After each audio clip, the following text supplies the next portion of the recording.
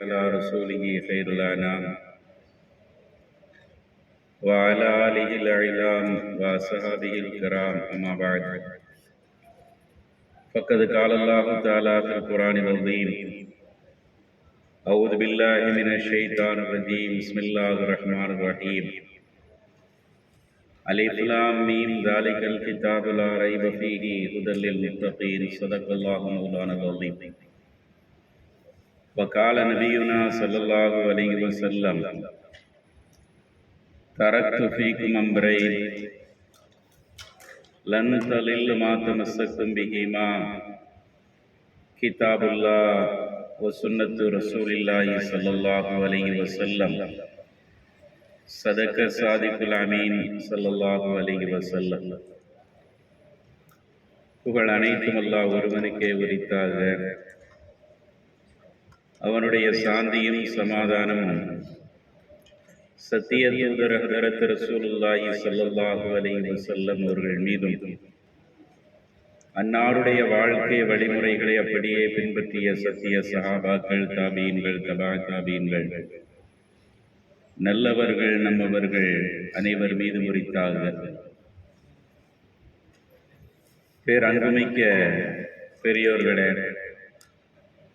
சங்கைக்குரிய அல்லாஹ்வின் நல்லடியார்களே, நேற்றைய தினம் இஸ்லாத்தினுடைய பிரதான 5 கடமைகளில் ஒன்றான பொருளாதார கடமையாக அமையப்பெற்றிருக்கிற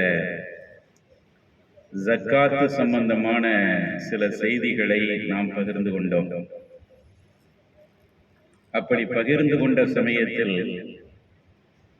எந்தெந்த பொருட்களுக்கு எவ்வளவு ஜக்காத்து கொடுக்க வேண்டும் என்ற விஷயத்தை நாம் கடைசியாக தெரிந்து கொண்டோம்.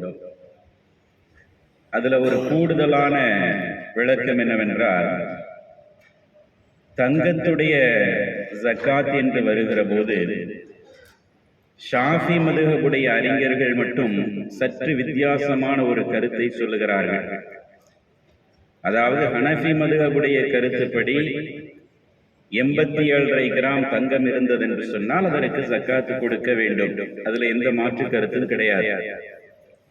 ஷாஃபி மதுஹபுடைய அறிஞர்களுடைய ஒரு கருத்து என்னவென்றால், அந்த 87.5 கிராமிலே வழக்கமாக அணியக்கூடிய நகைகளை கழித்துக் கொள்ளலாம் என்று சொல்றாங்க. அதாவது வழக்கமா பெண்கள் வீட்டுல அன்றாடம் அணிந்து கொண்டிருப்பார்கள் அல்லவா, அந்த நகைகள் அல்லாமல் 87.5 கிராம் இருந்தால் கடமையாகும் என்ற ஒரு கருத்தை ஷாஃபி மதுஹபுடைய பிரதான கருத்தாக முன்வைக்கப்படுகிறது. ஹனஃபி மதுஹபுடைய கருத்துப்படி அது அணிகிற நகைகளா இருந்தாலும் சரிதான், அநியாயமாக இருந்தாலும் சரிதான், மொத்தத்தில் 87.5 கிராம் இருக்க வேண்டும் என்று சொல்றாங்க. ஷாஃபி மதுஹபுடைய அறிஞர்கள் மட்டும் அன்றாடம் அணியக்கூடிய நகைகள் நீங்களாக 87.5 கிராம் இருந்தால் ஜக்காத்து கடமையாகும் என்பதை சொல்றாங்க. இது கூடுதல் தகவலா நாம சொல்லிக்கிறோம். அதற்கு அடுத்து ஜக்காத்துடைய அந்த விஷயத்துல அல்லாஹு தஆலா எப்படி இன்னென்ன பொருளுக்கு இவ்வளவு கொடுக்க வேண்டும் என்று நிர்ணயித்திருக்கிறானோ, அதே மாதிரி ஜக்காத்துடைய பொருளை யாருக்கு கொடுக்க வேண்டும் என்பதையும் அல்லாஹு தஆலா நிர்ணயித்திருக்கிற அந்த வழிவகைகளில் தான் நாம் செலவு செய்ய வேண்டும். நம்முடைய இஷ்டத்திற்கு எல்லாம் கொடுக்க முடியாது. நம்முடைய தந்தை இருக்கிறார், மகன் இருக்கிறார், சகோதரர் இருக்கிறார், இவங்களுக்கெல்லாம் தொகையை கொடுத்துட்டு ஜக்காத்து கொடுத்துட்டேன் அப்படின்னு மார்க்கத்துல சொல்ல முடியாது. அல்லாஹ் எந்த நபர்களுக்கு கொடுக்க வேண்டும் என்று நிர்ணயிச்சிருக்கிறானோ அந்த மாதிரியான பிரிவினர்களுக்கு ஜக்காத்துடைய பொருள் கொடுக்கப்பட வேண்டும் என்பதை நாம புரிஞ்சுக்கிறோம். எந்த அளவுக்கு இது சொல்லப்பட்டிருக்கிறது என்றால், ஜக்காத்துடைய அந்த பொருட்களை யாருக்கு கொடுக்கணுங்கிற விஷயத்துல நபிமார்களுக்கு கூட அல்லாஹு தஆலா அதை வரையறை செய்கிற உரிமையை கொடுக்கல என்று நபிகள் நாயகம் ஸல்லல்லாஹு அலைஹி வஸல்லம் அவங்க சொல்றாங்க.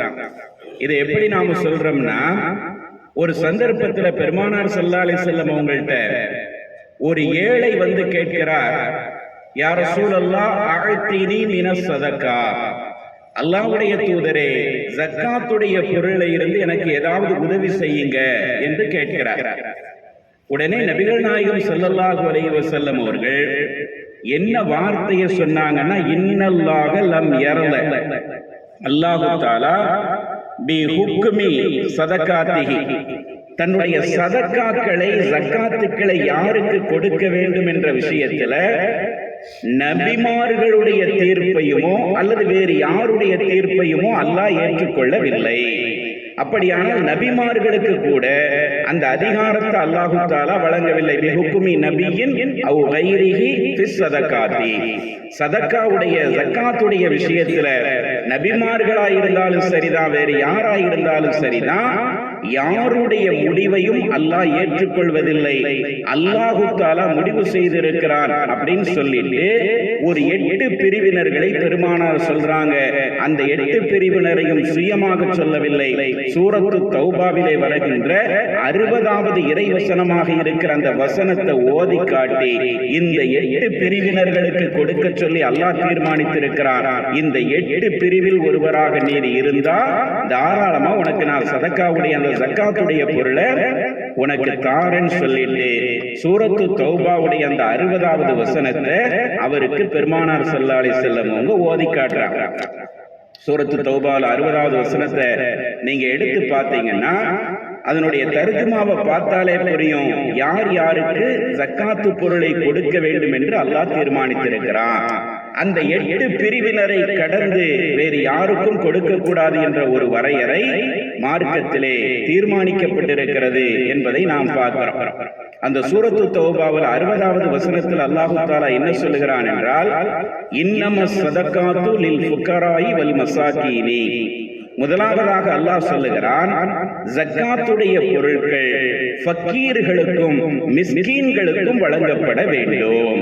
முதலாவதாக 2 பிரிவினரை சொல்ற அல்லாஹ் தஆலா, ஒன்று ஃபக்கீர்கள், இன்னொன்று மிஸ்கீன்கள். ஃபக்கீர் என்றால் யார், மிஸ்கீன் என்றால் யார்? மொழிபெயர்ப்பை பார்த்தா ரெண்டுக்குமே ஏழைகள் என்றுதான் மொழிபெயர்ப்பு செய்யப்படும். ஃபக்கீர்னாலும் ஏழை தான், மிஸ்கீன்னாலும் ஏழை தான். ஆனா அந்த 2 பேருக்கு மத்தியில என்ன வித்தியாசம்னா கொஞ்சம் வித்தியாசப்படுத்துறாங்க. ஃபக்கீர் என்பவர் பரம ஏழையாக இருப்பவர், மிஸ்கீன் என்பவர் அவரை விட கொஞ்சம் பரவாயில்லாத நிலையில் இருப்பவர் என்று வித்தியாசப்படுத்துறாங்க. சில அறிஞர்கள் இதற்கு மாற்றமான கருத்தையும் சொல்றாங்க. மிஸ்கீன்னா பரம ஏழை, ஃபக்கீர்னா ஏழை. எப்படி வச்சுக்கிட்டாலும் சரிதான். ஏழை என்றால் அவர் அன்றாடம் அவர் உழைச்சு சாப்பிடுறாரு, அவர்கிட்ட போதுமான அளவுக்கு வருமானம் இல்லை. ஏதோ வருமானம் வருது, அவருக்கு ஒரு மாசம் ஒரு 20,000 ரூபாய் தேவைன்னா 20,000 ரூபாய் அளவுக்கு அவருக்கு வருமானம் வரல, ஒரு 10,000 ரூபாயோ 12,000 ரூபாயோ வருது. ரொம்ப கஷ்டப்பட்டு அவர் குடும்பத்தை கழிச்சுக்கிட்டு இருக்கிறார். இவருக்கு பேர் ஏழை.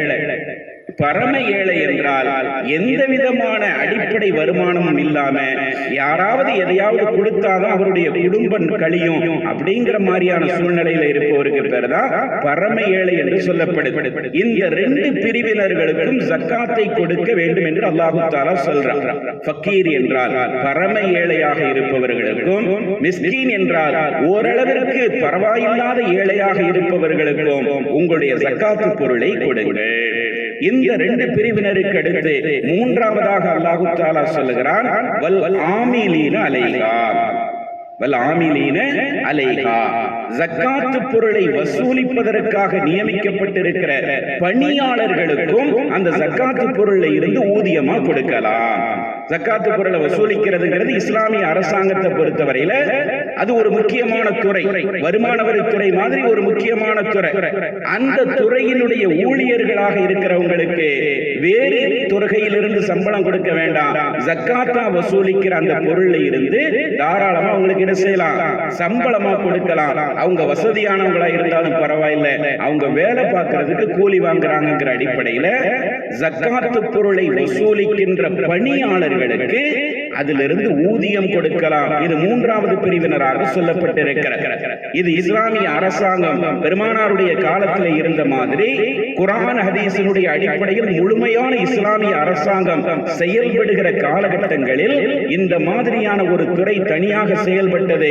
ஜக்காத்தை வசூலிப்பதற்கென்றே அதிகாரிகள் நியமிக்கப்பட்டிருந்தாங்க. அவங்களுக்கு ஊதியமும் நிர்ணயிக்கப்பட்டிருந்தது. அந்த ஊதியம் ஜக்காத்துடைய பணத்திலிருந்து கொடுக்கப்படலாம். இது மூணாவது பிரிவு. நாலாவதாக அல்லாஹ் தஆலா என்ன சொல்கிறார் என்றால், வல் முஅல்லஃபதி குலூபுஹும், யாருடைய உள்ளங்கள் இஸ்லாத்தின்பால் ஈர்க்கப்பட்டதோ அவர்களுக்கும் ஜக்காத்துடைய பொருளை கொடுக்கலாம். யாருடைய உள்ளங்கள் இஸ்லாத்தின்பால் ஈர்க்கப்பட்டிருக்கிறதோ அவர்களுக்கும் நீங்கள் ஜக்காத்துடைய பொருளை கொடுக்கலாம்.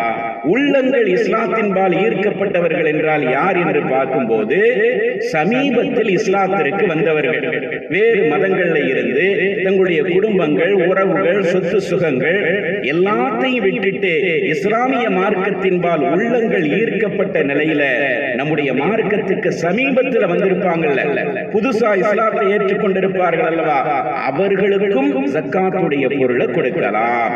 அவங்க ஏற்கனவே கொஞ்சம் வருமானம் உள்ளவங்களா இருந்தா கூட பரவாயில்லை, அவங்களுக்கு நாம் அதிகப்படியான ஊக்கத்தை தர வேண்டும் என்ற எண்ணத்துல இந்த மார்க்கத்தின்பால் மீண்டும் அவர்களை உறுதிப்பாட்டோடு இருக்க வேண்டும் அப்படிங்கிற ஒரு சூழ்நிலையில அவர்களுக்காகவும் ஜக்காத்துடைய பொருளை கொடுக்கலாம் என்று நான்காவது பிரிவினராக சொல்லப்பட்டிருக்கிறார். இந்த பிரிவினருக்கு ஜக்காத்து கொடுப்பதில் நபிகள் நாயகம் ஸல்லல்லாஹு அலைஹி வஸல்லம் அவர்கள் கூடுதல் முக்கியத்துவம் கொடுத்திருக்கிறாங்க அப்படிங்கறதை ஹதீஸ்கள்ல பார்க்கிறோம். ஹுனைன் யுத்தம் நடந்த சமயம், ஹுனைன் யுத்தத்தில் ஏராளமான கனிமத் பொருட்கள், போர் செல்வங்களாக நிறைய பொருட்கள் கிடைக்கப்பட்டிருந்தன. அந்த நேரத்தில் ரசூல் ஸல்லல்லாஹு அலைஹி வஸல்லம் அவங்க அதுல கிடைச்ச கனிமத்து பொருட்களை, ஏராளமான பொருட்களை சமீபத்தில் இஸ்லாத்தை ஏற்றுக்கொண்ட பெருமக்களுக்கு தானமாக கொடுக்கிறாங்க. எந்த அளவுக்கு கொடுத்தாங்கன்னா, ஒவ்வொரு ஆளுக்கு 100 ஒட்டகம், 150 ஒட்டகம் என்ற அளவுக்கு புதிதாக இஸ்லாத்தில் ஏற்றுக்கிட்டவங்களுக்கு அதிகமான முக்கியத்துவத்தை கொடுத்து அந்த கனிமத் பொருளில் இருந்து நபிகள் நாயகம் ஸல்லல்லாஹு அலைஹி வஸல்லம் அவங்க கொடுத்தாங்கன்னு பார்க்கிற. இது புகாரி உள்ளிட்ட எல்லா நூல்களிலையும் பதிவு செய்யப்பட்டிருக்கிற செய்தி. இந்த போர் செல்வத்தை சமீபத்தில் இஸ்லாத்தை ஏற்றுக்கொண்டவர்களுக்கு கொடுக்கும் போது கூட சஹாபாக்களுக்கு மத்தியில கொஞ்சம் சலசலப்பு ஏற்பட்டதையும் ஹதீஸ்கள்ல பார்க்கிறோம். குறிப்பாக மதீனாவை பூர்வீகமாக கொண்ட அன்சாரி தோழர்களில் சில பேர் எப்படி பேசினாங்கன்னா, நாம எப்ப பார்த்தாலும் போர்க்களத்தை சந்திச்சுக்கிட்டு இருக்கிறோம், கஷ்டங்களை சுமந்து கொண்டிருக்கிறோம், உயிரை பணயம் வைத்து போராடுகிறோம். ஆனா போர்க்களத்துல வெற்றி பெற்று அதுல போர் செல்வங்கள் நிறைய கிடைக்கும் போது குறைஷியர்களுக்கு பெருமானார் அதிகமாக கொடுக்கிறாங்க. அவங்களுடைய ஊர் மக்களாகிய குறைஷிகளுக்கு பெருமானார் அதிகமாக கொடுத்துட்டு நம்மை கண்டுகொள்ளாமல் விட்டு விடுகிறார்கள். ஆனால் நம்முடைய வாட்களுமோ எப்பொழுதுமே இரத்தங்களை சொட்டிக் கொண்டிருக்கிறது. அப்படியானால் போர்க்களத்தில் நாம் தொடர்ந்து பங்கெடுக்கிறோம், சண்டைன்னா நம்மளை கூப்பிடுறாங்க. ஆனா கனிமத்து பொருளை யாருக்கு அதிகங்கிற முக்கியத்துவம் வரும்போது குறைஷிகளுக்கு பெருமானார் கொடுக்கிறாங்க. பெருமானார் கொடுத்தது அந்த பார்வையில கொடுக்கல. அவங்க குறைஷிகள், மக்காவாசிகள், நம்முடைய உறவினர்கள், நம்ம ஊர்க்காரங்கிற எண்ணத்துல எல்லாம் கொடுக்கல. பெருமானாருடைய பார்வை என்ன? அந்த குறைஷிகள், கொடுக்கப்பட்ட குறைஷிகள் எல்லாம் எடுத்து பார்த்தா எல்லாருமே கொஞ்ச நாளைக்கு முன்னாடி இஸ்லாத்துக்கு வந்தவங்க, 2 மாசம் 3 மாசம் 6 மாசம் இந்த மாதிரி இஸ்லாத்துக்கு வந்தவங்க. அவங்க ஊரை விட்டு உறவை விட்டு எல்லாத்தையும் இழந்துட்டு இந்த மார்க்கத்துக்காண்டி வந்திருக்காங்கிற அடிப்படையில அவங்களுடைய உள்ளத்துல ஒரு தைரியத்தை ஏற்படுத்துறதுக்காண்டி நபிகள் நாயகம் அவங்களுக்கு முதன்மை கொடுத்து அந்த பொருளாதாரத்தை கொடுத்தாங்க. ஆனா சஹாபாக்களுக்கு மத்தியில, குறிப்பா அன்சாரி தோழர்களுக்கு மத்தியில என்ன மாதிரி பேச்சு ஆரம்பிச்சிருது? நம்மளை கண்டுக்கிறாம விட்டுட்டு குறைஷிகளுக்கு பெருமானார் அதிகமா கொடுக்கிறாங்க. பொதுவா அப்படிதானே, பணம் வந்துட்டாலே பிரச்சனை தன்னா வந்துடும். பொருளாதாரம் வராத வரை எந்த பிரச்சனையும் இருக்காது. எந்த ஒரு அமைப்பா இருந்தாலும் சரிதான், சங்கமா இருந்தாலும் சரிதான், ஒரு நிர்வாகமா இருந்தாலும் சரிதான், பணம் வர்ற வரை எந்த பிரச்சனையுமே வராது, நல்லாதான் போய்கிட்டு இருக்கும். ஆனா பொருளாதாரம் ஒரு அளவுக்கு மேல குழங்க ஆரம்பிச்சு அதை ஒரு 4 வழிகளில் செலவழிக்கும் போது இந்த மாதிரியான பிரச்சனைகள், விமர்சனங்கள் அது வரதான் செய்யும். பெருமானாரின் மீது அந்த மாதிரியான விமர்சனம் வந்திருக்கு. அதுவும் அன்சாரி தோழர்கள் இப்படி பேசுறாங்க.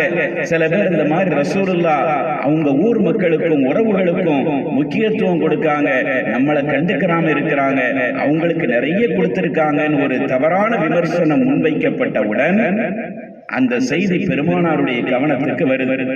உடனே ரசூல் ஸல்லல்லாஹு அலைஹி வஸல்லம் அவங்க தாமதப்படுத்தல, அன்சாரிகள் அனைவரையும் ஒரு இடத்தில் ஒன்று கூட சொன்னாங்க.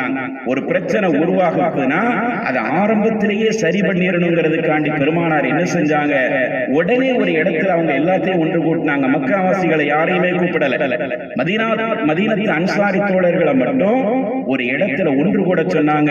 எல்லாரும் ஒன்று கூட்டப்பட்ட உடனே பெருமானார் வந்து அவங்களுக்கு முன்னாடி நின்று பேசினாங்க. இந்த மாதிரி ஒரு செய்தி உங்கள் மூலமாக பேசப்பட்டதாக எனக்கு தகவல் வந்திருக்க, அது உண்மைதானா?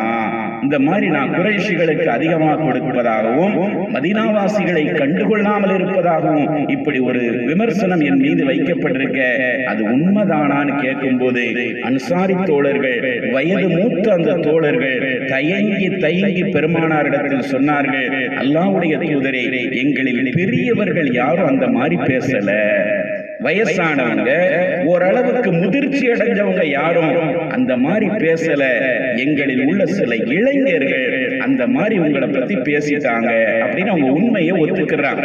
பொதுவா அப்படிதானே, இளம் ரத்தம் கொஞ்சம் சூடா இருக்கும்னு சொல்லுவோம்ல, இளைஞர்கள் வந்து எதையுமே மனசுல பட்டதை உடனடியாக என்ன செஞ்சிருவாங்க, பேசிடுவாங்க. அது தப்பா சரியாங்கிறதுலாம் ரெண்டாவது விஷயம். ஆனா மனசுல பட்டதை துணிச்சலோட யார்கிட்டையும் சொல்லக்கூடிய ஒரு திறமை வந்து ஒரு இயல்பான ஒரு தைரியம் அது இளைஞர்களுக்கு இருக்கும். அது அன்சாரிகள் சொல்றாங்க, எங்கள வயது மூத்தவங்க அனுபவசாலிகள் யாரும் அந்த மாதிரியான கருத்தை பேசல. ஏன்னா அவங்களுக்கு தெரியும் பெருமானார் என்ன அடிப்படையில கொடுத்திருப்பாங்க. தெரியாட்டிலும் கூட பெருமானாருடைய செயலில் ஏதாவது நியாயம் இருக்கும் என்பதை அவர்கள் புரிந்திருப்பார்கள். அதனால அவங்க அதை பத்தி பேசல. எங்கள கொஞ்சம் வயசு குறைவான தோழர்கள் தான் அந்த மாதிரி உங்களை பத்தி பேசிட்டாங்கன்னு சொன்ன உடனே நபிகள் நாயகம் ஸல்லல்லாஹு அலைஹி வஸல்லம் அவங்க அந்த இளைஞர்களை எந்த தவறும் சொல்லவில்லை. தன்னுடைய செயல்பாடு எந்த அடிப்படையில் முன்னெடுக்கப்பட்டது அப்படிங்கிறத அவங்களுக்கு விளக்குறாங்க. தோழர்களே, குறைஷிகள் என்ற அடிப்படையில நான் கொடுக்கல, எங்களுடைய ஊர் மக்கள் எனக்கு உறவுக்காரங்கிற அடிப்படையில நான் உங்களுக்கு எந்த முக்கியத்துவமும் கொடுக்கல. நான் கொடுத்திருக்கிற நபர்களை எல்லாம் பாருங்கள், எல்லோருமே சமீபத்தில் இஸ்லாத்தை ஏற்றவர்கள். பெருமானார் அப்படி தெளிவுபடுத்துறாங்க, புகாரில வருது. எல்லாரையும் நீங்க எடுத்து பாருங்க, எல்லோரும் சமீபத்தில் இஸ்லாத்திற்கு வந்தவங்க. அந்த அடிப்படையில அவங்களுடைய உள்ளத்தில் இந்த மார்க்கத்தின்பால் உறுதிப்பாடு வர வேண்டும் என்பதற்காகத்தான் நான் உங்களுக்கு இந்த மாதிரியான பொருளாதார உதவி செஞ்சிருக்கேனே தவிர குறைஷிகள் அன்சாரிகள் என்ற வித்தியாசத்தில் நான் வந்து அவங்களுக்கு எந்த உதவியும் செய்யலன்னு சொல்லிட்டு பெருமானார் உருக்கத்தோடு அந்த அன்சாரிகளிடத்துல சொன்னாங்க, இப்ப என்ன, குறைஷிகள் பொன்னையும் பொருளையும் தன்னுடைய வீட்டுக்கு எடுத்துட்டு போறாங்கன்னா அல்லாஹ்வுடைய தூதராகிய என்னையே உங்களுக்கு நான் தர்றேன், என்னையே நீங்க கூட்டிட்டு போங்க.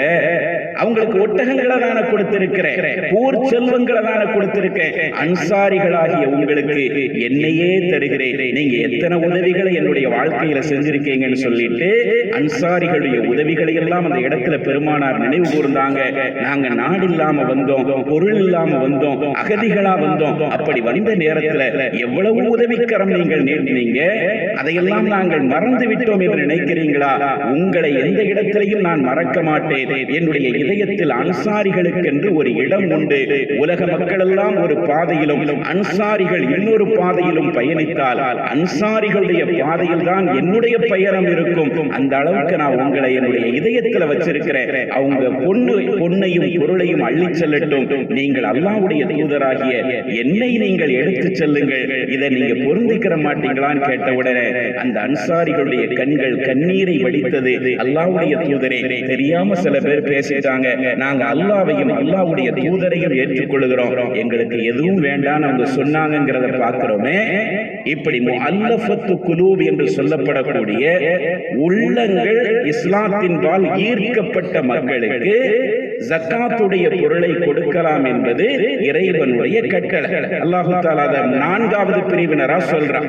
முதலாவதாக ஃபக்கீர்கள், இரண்டாவதாக மிஸ்கீன்கள், மூன்றாவதாக அந்த ஜக்காத்தை வசூலிக்கின்ற பணியாளர்கள், நான்காவதாக உள்ளங்கள் இஸ்லாத்தின்பால் ஈர்க்கப்பட்ட சமீபத்தில் தங்களை முஸ்லிமாக மாற்றிக்கொண்ட பெருமக்கள், இவர்களுக்கும் இந்த பொருளை பயன்படுத்தலாம். அதற்கு அடுத்து 5வதாக வஃபிர் ரிகாபி, அந்த வசனத்தில் அல்லாஹ் தஆலா சொல்றான், அடிமைகளை உரிமை விடுவதற்காக ஜக்காத்துடைய பொருளை பயன்படுத்தலாம். இது அந்த காலத்தில் நடைமுறையில இருந்தது, இப்ப அது நடைமுறையில கிடையாது. 8 பிரிவினர்களுக்கு கொடுக்கலாம் என்று அந்த ஆயத்தில் சொல்லப்பட்டாலும் இந்த அடிமைகள் என்ற அந்த பிரிவினர் இப்பொழுது நம்முடைய சமகாலத்தில் அந்த மாதிரி ஒரு பிரிவினரே கிடையாது. அதனால இப்ப நம்முடைய புழக்கத்தில் இருக்குதுன்னு பார்த்தா 7 பிரிவினர்கள் தான். பெருமானாருடைய காலத்தில் இருந்த அந்த அடிமைகள் என்பவர்களை உரிமையிடுவதற்காகவும் ஜக்காத்துடைய பொருளை கொடுக்கலாம். ஒருத்தர் ஒரு எஜமானன்ட்ட அடிமையா இருக்கிறாரு, அந்த எஜமானன் சொல்லி இருக்கிறார், ஒரு குறிப்பிட்ட தொகையை நிர்ணயிச்சு இந்த தொகையை எனக்கு நீ சம்பாத்தியம் பண்ணி தந்துட்டீனா நீ விடுதலை ஆகி விடுவாய் என்று நிர்ணயிச்சிருக்கிறார். அப்படின்னா அந்த தொகையை கொடுப்பதற்கான உதவியை இந்த ஜக்காத்துடைய பொருளை இருந்து கொடுக்கலாம். ஒரு 50,000 ரூபாய் தந்துட்டா நீ விடுதலை ஆயிடுவான்னு அவர் சொல்லி இருக்கிறாருன்னா அந்த 50,000 ரூபாயை ஜக்காத்துடைய பொருளை இருந்து ஒரு செல்வந்தர் அவருக்கு கொடுத்து உதவலாம். இது மார்க்கத்தினுடைய வழிகாட்டுதல். வஃபிர் ரிகாபி, அடிமைகளை விடுதலை செய்கின்ற விஷயத்திலையும் ஜக்காத்துடைய பொருளை பயன்படுத்தலாம். அதற்கு அடுத்து அல்லாஹ் சொல்லுகிறான், வஃபீ சபீலில்லாஹ், அல்லாஹ்வுடைய பாதையில் இருப்பவர்களுக்கும் ஜக்காத்துடைய பொருளை பயன்படுத்தலாம். ஃபீ சபீலில்லாஹ் என்றால் என்ன என்று விரிவுரையாளர்கள் அதற்கு விளக்கம் சொல்லும் போது, அல்லாஹ்வுடைய பாதனா நேரடியா அல்லாஹ்வுடைய பாதங்கிறது ஜிஹாதிலே கலந்து கொள்பவர்களுக்கு அது உதவி செய்யலாம் அர்த்தம். ஃபீ சபீலில்லாஹ்னாலே குர்ஆன்லயும் ஹதீஸ்லயும் சொல்லப்பட்டிருக்கிற ஃபீ சபீலில்லாஹ் என்பதற்கு முதன்மையான அர்த்தம் என்னது? அல்லாஹ்வுடைய பாதையில புறப்பட்டவங்கன்னா நாம வேணா வேற விளக்கங்கள் சொல்லிக்கிட்டு இருக்கலாம். ஆனா மார்க்கத்துடைய பார்வையில் அல்லாஹ்வுடைய பாதையில் புறப்பட்டவர்கள் என்று சொன்னா முஜாஹிதீன்கள் என்ற அர்த்தம். மார்க்கத்தை நிலைநிறுத்துவதற்காக, அல்லாஹ் ரசூலுடைய கட்டளைகளை இந்த மண்ணிலே நிலைபெறச் செய்வதற்காக உயிரை பணயம் வைத்து போராடுகிறார்கள் அல்லவா, அந்த போராளிகள் அல்லாஹ்வுடைய பாதையில இருக்கிறாங்க. இப்ப போர்க்களம் நடக்கு, அந்த போர்க்களத்துக்கு நிறைய பொருளாதார உதவி தேவைப்படுது, ஆயுதங்கள் தேவைப்படுது, கவச உடைகள் தேவைப்படுது, உணவுப் பொருட்கள் தேவைப்படுது. இப்படி இருக்கிற சூழலில் அந்த போர்க்களங்களிலே கலந்து கொள்கிற வீரர்களுக்கு இந்த ஜக்காத்துடைய பொருளை செலவழிக்கலாம். ஏன்னா இங்க அல்லாஹ்வுடைய பாதையில இருக்கிறாங்கிற அடிப்படையில அல்லாஹ்வுடைய பாதையில் இருப்பவர்களுக்கும் செலவு செய்யலாம். இது நேரடியான பொருள். இது அல்லாம ஃபீ சபீலில்லாஹ், அல்லாஹ்வுடைய பாதையில ஜக்காத்துடைய பொருளை செலவழிக்கலாம்னா இன்னைக்கு இந்த வார்த்தையை வச்சுக்கிட்டு தான் நிறைய பேர் பொருளாதார மோசடியில் ஈடுபடுவதற்கு தங்களை ஐக்கியப்படுத்திக் கொள்வதை பார்க்கிறோம். நாங்களும் அல்லாஹ்வுடைய பாதையில தான் இருக்கிறோம், எங்களுடைய இயக்கமும் அல்லாஹ்வுடைய பாதையில தான் செயல்படுது, நிறைய பேருக்கு நாங்க மார்க்க பிரச்சாரம் செய்யறோம், நிறைய இடங்கள்ல நாங்க கல்விப்படி செய்யறோம், நிறைய பேருக்கு நாங்க உதவிகள் செய்யறோம், அதனால நாங்க அல்லாஹ்வுடைய பாதையில இருக்கோம், எங்களுக்கு உங்களுடைய ஜக்காத்தை தாங்கன்னு சொல்லி ஒவ்வொரு இஸ்லாமிய இயக்கங்களும் கேட்பதற்கு இந்த ஒரு வார்த்தையை பயன்படுத்திக்கிறாங்க. நேரடியா ஃபீ சபீலில்லாஹ் ஜிஹாதுல கலந்துகிட்டவங்களை மட்டும்தான் எடுத்துக்கிறோம். அதற்கடுத்து மார்க்கத்தினுடைய பணி என்று வருகிற போது, அல்லாஹ்வுடைய பாதை என்று வருகிற போது, அதற்கு அடுத்த நிலையில் எது வரும் என்றால் கல்வி பணியிலே இருப்பவர்கள். சுருக்கமாக சொல்ல போனால் மதரசாக்கள், இஸ்லாமிய மார்க்கத்தினுடைய குர்ஆன் ஹதீஸை கற்றுக் கொடுக்கக்கூடிய கலாசாலைகள் இருக்கிறது அல்லவா, சரியான பாதையிலே பயணித்துக் கொண்டிருக்கிற நம்பகத்தன்மையான முறையான கொள்கையை போதிக்கக்கூடிய கல்வி கூடங்கள் இருக்கிறது அல்லவா, அந்த கல்வி கூடங்களில் இருப்பவர்கள் அல்லாஹ்வுடைய பாதையில இருக்கிறதா அர்த்தம். ஏன்னா ஹதீஸ்கள் நிறைய வருது, ஒருவன் கல்வியை தேடி புறப்பட்டான் என்று சொன்னால் அவன் அல்லாஹ்வுடைய பாதையில இருக்கிறான், மலக்குமார்களுடைய ரெக்கையின் மீது அவன் பயணித்துக் கொண்டிருக்கிறான், மலக்குமார்களுடைய பாதுகாப்பின் கீழ் அவர்கள் இருக்கிறாங்க அப்படிங்கிற கருத்துப்பட நிறைய நபிமொழிகள் வருவதனால் கல்வி பணியும் ஃபீ சபீலில்லாஹ் தான், அல்லாஹ்வுடைய பாதை தான் என்று பெரும்பாலான அறிஞர்கள் சொல்லுகிற அடிப்படையில ஜிஹாதுக்கு இதை பயன்படுத்தலாம். கல்வி பணியில ஈடுபட்டு இருக்கக்கூடிய கல்வியாளர்களுக்கும் மதரசாக்கள் உள்ளிட்ட மார்க்க கல்வி நிறுவனங்களுக்கும் ஜக்காத்துடைய பொருட்களை பயன்படுத்தலாம். இதை விட்டுட்டு அவனுடைய ஆடம்பரத்துக்காண்டியும் ஒருத்தனை விமர்சனம் பண்றதுக்காண்டியும் கொஞ்ச நாள் கழிச்சு பார்த்தா நீ இத்தனை கோடி ரூபாய் எடுத்துட்ட, நான் அத்தனை கோடி ரூபாய் எடுத்துட்டேன்னு சொல்லி ரெண்டு பேருக்கு மத்தியில பஞ்சாயத்து இருக்கிறவரை எல்லாரும் ஒன்னாதான் இருக்கிறான். வெளியே வந்ததுக்கு அப்புறம் சொல்றான் உன்னுடைய வண்டவாளம் எனக்கு தெரியாதா, நீ ஃபித்ரா காசுல இவ்வளவு மோசடி பண்ண, ஜக்காத்துல இவ்வளவு மோசடி பண்ண, கல்வி நிறுவனங்கள்ங்கிற பேர்ல இவ்வளவு மோசடி பண்ண, அனாதை நிலையங்கள் நடத்துறோங்கிற பேர்ல இத்தனை கோடி ரூபாய் என்று கோடிக்கணக்கான ரூபாய் மோசடி பேர்வழிகளுடைய கையில புழங்குறதுக்கு இந்த ஒரு வார்த்தையை கையில எடுத்துக்கிட்டாங்க. நாங்களும் அல்லாஹ்வுடைய பாதையில இருக்கிறோம். அதனால ஜக்காத்துடைய பொருளை பொறுத்தவரையில உங்களிடத்தில் நான் அழுத்தம் திருத்தமாக சொல்லுவது, எந்த அமைப்புகளுக்கு நீங்க கொடுக்காதீங்க. உங்களுக்கென திருப்தியாக தெரிகிற வழிகளில் அல்லாஹ் சொல்லி இருக்கிற இந்த 8 பிரிவினர்களில் யாருக்கு கொடுத்தால் பொருத்தமாக இருக்கும் என்பதை நீங்க விளங்கி வச்சிருக்கிறீங்களோ அந்த மாதிரி உள்ளவங்களுக்கு கொடுங்க. அதை விட்டுட்டு எவனோ சொன்னாங்கிறதுக்காண்டி இயக்க வெறிகளிலே அலைபவர்களிடத்தில் அந்த பொருளாதாரத்தை கொடுத்து தவறான வழியில் அந்த ஜக்காத்துடைய பணம் கையாளப்படுவதற்கு நாமளே காரணமா அமைஞ்சிடக்கூடாது. அப்படிங்கிறதுல எல்லோரும் இந்த இடத்துல எச்சரிக்கையோடு இருப்பதற்கு கடமைப்பட்டு இருக்கிறோம். அதற்கடுத்து அல்லாஹு தஆலா சொல்லுகிறான், வப்னி சபீல், அல்லாஹ்வுடைய பாதையில் இருப்பவர்கள். அதற்கடுத்து வப்னி சபீல், வழிபோக்கர்களுக்கும் ஜக்காத்துடைய பொருளை பயன்படுத்தலாம். வழிபோக்கர்கள்னா யாரு? இப்னு சபீல்னா யார் என்றால், ஒருத்தர் உள்ளூர்ல பெரிய பணக்காரரா இருக்கலாம், வெளியூருக்கு போனாரு அல்லது வெளிநாட்டுக்கு வந்தாரு, ஏதோ ஒரு இடத்துல வந்த இடத்துல அவர் ஒரு இக்கட்டான சூழ்நிலையில மாட்டிக்கிட்டார். கையில பொருளாதாரம் இல்ல, ஒருவேளை சோத்துக்கு கூட வழி இல்லாத ஒரு நிலைக்கு அவர் ஆளாகிட்டாருன்னா, அல்லது ஏதாவது உடல்நல சரியில்லாம அவசரமா அவரை மருத்துவமனையில சேர்க்க வேண்டியது இருக்கு அப்படின்னா, இவருக்கு பேர் தான் வழிபோக்கர் என்று சொல்றது. ஊர்ல அவர் பெரிய ஆளா இருந்திருக்கலாம், ஆனா வந்த இடத்துல ஒரு இக்கட்டான நிலையில மாட்டிக்கிட்டாரு. அவரு இந்த ஊர்ல இருக்கும் போது அவர்கிட்ட எதுவும் இல்லை அப்படின்னா, இப்பொழுது அந்த அவசரத்திற்காக அந்த பொருளை இருந்து செலவு செய்யலாம்.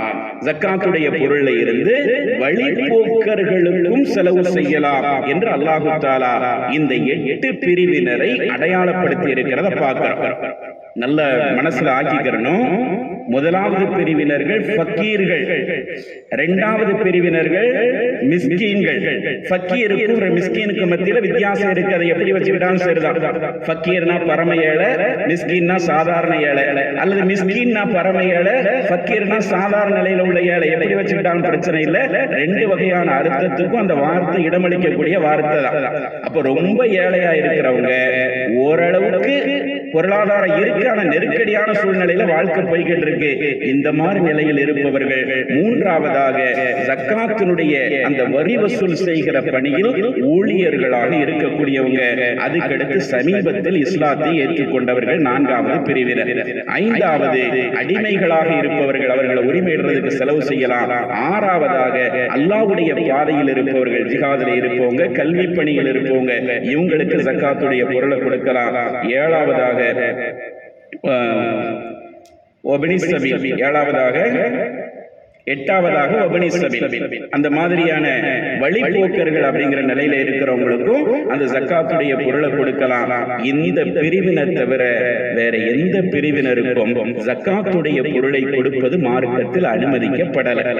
சதக்காவா இருக்கு, சாதாரண தர்மமா இருக்கு, அதை யாருக்கு வேணாலும் கொடுக்கலாம், விரும்பின ஆளுகளுக்கெல்லாம் கொடுக்கலாம். ஆனா ஜக்காத்துடைய பொருளை இந்த 8 பிரிவினர்களில் ஒருவருக்கு தான் கொடுக்கணும் அல்லாஹ் தஆலா சொல்லிட்டு அந்த வசனத்தை எப்படி முடிக்கிறானா, ஃபரீலத்தம் மினல்லாஹ், இது அல்லாஹ்வின் மூலமாக ஏற்படுத்தப்பட்ட ஒரு விதியாக இருக்கிறது. இதை நீங்களா தீர்மானிக்க முடியும். இதெல்லாம் பெருமானார் சொல்றாங்க அந்த ஆள்கிட்ட, நீ இந்த 8 பிரிவினர்ல ஒருத்தராய் இருந்தா உனக்கு நான் ஜக்காத்துடைய பொருளை தாரேன், நான் கூட இதை தீர்மானிக்க முடியாது, அல்லாஹ் தீர்மானித்து வச்சிருக்கான்னு சொல்லிட்டு தான் இந்த வசனத்தை ஓதி காட்டுறாங்க. அல்லாஹு அலீமுன் ஹக்கீம், இறைவன் முடிக்கிறான், அல்லாஹ் எல்லாவற்றையும் அறிந்தவனாகவும் தீர்க்க தீர்க்கமாக விளங்கி வைத்திருப்பவனாகவும் இருக்கிறான் சொல்லி அந்த வசனத்தை அல்லாஹு தஆலா முடிக்கிறான். ஆக ஜக்காத்து பொருள் என்னென்ன பொருளுக்கு எவ்வளவு கொடுக்க வேண்டும் என்பதையும் அல்லாஹ் தீர்மானித்திருக்கிறான். அல்லாஹ்வுடைய ரசூல் தெளிவுபடுத்தியிருக்கிறாங்க. அதே மாதிரி யாருக்கு கொடுக்க வேண்டும் என்பதும் மார்க்கத்தில் தெளிவாக வரையறை செய்யப்பட்டிருக்கிறது. இவர்கள் அல்லாத வேறு யாருக்கும் ஜக்காத்துடைய பொருளை கொடுப்பது மார்க்கத்தில் அனுமதிக்கப்படல. அடுத்து இன்னொரு முக்கியமான விஷயம் என்னன்னா, இந்த ஜக்காத்து பொருள்ல உள்ள இந்த 8 பிரிவினருமே முஸ்லிம்களாக இருக்க வேண்டும் என்பது ஒரு முதன்மையான நிபந்தனையா இருக்கு. இந்த 8 பிரிவினர் யாரானாலும் சரிதான், ஜக்காத்து கொடுக்கிற இந்த 8 பிரிவினர்களுமே முஸ்லிம்களாக இருக்க வேண்டும். முஸ்லிம் அல்லாதவர்களுக்கு வேறு சதக்காக்களை கொடுக்கலாம், வேறு உதவிகள் செய்யலாம். ஆனா ஜக்காத்துடைய பொருளை கொடுக்கிறதுக்கு, அவங்க பெறுறதுக்கு அவங்க முஸ்லிமா இருக்கணுங்கிறதும் ஒரு முதன்மையான நிபந்தனையா இருக்கு அப்படிங்கறத நாம புரிஞ்சுக்கணும். இதுதான் ஜக்காத்தினுடைய அந்த பெறுவதற்கு தகுதியானவங்க யாருங்கிறத மார்க்கம் நிர்ணயித்திருக்கிற ஒரு வழி. அதற்கடுத்து அல்லாஹு தஆலா என்ன சொல்றாங்கன்னா, ஜக்காத்தை நீங்க பெறும்போது பெருமானாரை பார்த்து சொல்ற சூரத்து தௌபால தான் ஜக்காத்துடைய பல்வேறு சட்டங்கள் சொல்லி தரப்பட்டிருக்கிறது. அதுல அல்லாஹு தஆலா என்ன சொல்றான்னா, ஜக்காத்து பொருளை பெறும்போது அந்த மக்களுக்காண்டி நீங்க துஆ செய்யுங்க. ஜக்காத்தை வாங்குறவங்க கொடுக்கிறவங்களுக்காண்டி துஆ செய்யணும் என்ற ஒரு நடைமுறையை அல்லாஹ் தஆலா சொல்றான். இத ஒரு கடமையாகவே அல்லாஹ் தஆலா சொல்றதை நாம பார்க்கிறோம். நபியை பார்த்து சொல்கிறான், "குது மின் அம்வாலிஹிம் ஸதகத்தன் துதஹீருஹும் வ துஸக்கீஹிம் பிஹா." அவர்களுடைய பொருளாதாரத்தையும் அவர்களையும் சுத்தப்படுத்தக்கூடிய இந்த சதக்காவை அவர்களிடமிருந்து நீங்கள் வாங்குங்கள். வாங்குகின்ற போது வஸல்லி அலைஹிம், அவர்களுக்காக வேண்டி நபியை நீங்க துஆ செய்யுங்க. ஜக்காத்தை வசூலிக்கிறோம், அதற்கான ஒரு கமிட்டியை நிர்ணயிச்சு நாம செயல்படுத்துறோம் சொன்னா, ஜக்காத்து கொடுக்கின்ற மக்களுக்காக வேண்டி துஆ செய்ய வேண்டும். ஜக்காத்தை பெறுறவங்களுக்கு அது ஒரு கடமையா இருக்கு. பொருளாதாரத்தை கொடுக்கறாங்க, அல்லாஹ் நிர்ணயிச்சிருக்காண்டி கொடுக்கறாங்க, அல்லாஹ் கொடுக்க சொன்னாங்கிறதுனாலதான் கொடுக்கறாங்கனாலும் அது அவங்களுடைய உழைப்பு, அவங்களுடைய கஷ்டப்பட்டு சம்பாதிச்ச அந்த பொருளை நமக்கு தர்றாங்கிற அடிப்படையில வாங்குபவர்கள் நன்றி உணர்வோடு நடந்துக்கிறணும். அவங்களுக்காண்டி நீங்க துஆ செய்யுங்கள் என்பதையும் அல்லாஹ் தஆலா இந்த வசனத்தின் மூலமாக தெளிவுபடுத்துறதை பார்க்கிறோம். நபிகள் நாயகத்துடைய நடைமுறையை பார்க்கிறோம். ஒவ்வொரு கட்டத்திலேயும் இது மாதிரியான பொருளாதார ரீதியான நிதி வசூல் செய்கின்ற பொழுதெல்லாம் அதை கொண்டு வந்து கொடுக்கின்ற மக்களுக்காக வேண்டி பெருமானார் அதிகமா துஆ செஞ்சிருக்கிறாங்க. ஒரு கட்டத்தில் அப்துர் ரஹ்மான் இப்னு அவுஃப் ரலியல்லாஹு அன்ஹு ஒரு யுத்தத்திற்கான நிதியை அவங்க கொண்டு வந்து அன்பளிப்பா கொடுக்கும் போது 2000 தீனார்களை கொண்டு வந்து கொடுக்கிறாங்க. 2000 பொற்காசுகளை கொண்டு வந்து பெருமானார் இடத்துல கொடுக்கிறாங்க. அப்ப ஸல்லல்லாஹு அலைஹி வஸல்லம் அவர்கள் சொன்னார்கள், பாரக்கல்லாஹு லக ஃபீமா அழைத்தைத வ பாரக்கல்லாஹு லக ஃபீமா அம்சகத. எதை நீங்கள் கொடுத்திருக்கிறீர்களோ அதிலும் அல்லாஹ் பரக்கத் செய்வானாக. எதை உங்களுடைய வீட்டில் உங்களுக்காக வைத்திருக்கிறீர்களோ அதிலேயும் அல்லாஹ் தஆலா பரக்கத் செய்வானாக. உங்களுடைய நிதி உதவியிலே அல்லாஹ் பரக்கத் செய்வானாக.